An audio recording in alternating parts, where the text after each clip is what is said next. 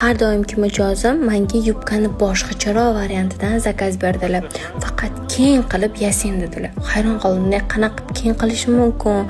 Bu qanchalik keng qilganing bilan o'rilsa kichkina bo'lib qoladi desam, bo'lmasa o'rmay shunda pastiga tushib tursin dedilar. Keyin men uni qildim. Qilganimdan keyin oralari ochiq bo'lib qopti. Oralariga sal qo'shing, yana ustiga pul beraman dedilar.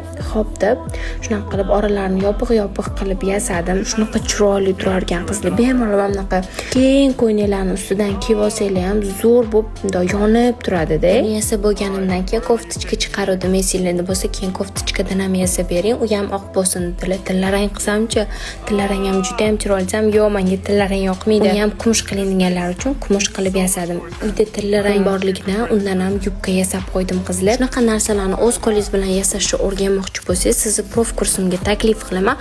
Prof kursimda 5-6 ta har xil variantlari bor. Kursga yozilish uchun profilim shapkasidagi silkaga murojaat qiling. Buyurtma bermoqchi bo'lsangiz, buyurtma aktualniyasida har xil variantlari bor. Menga obuna bo'lishni unutmang.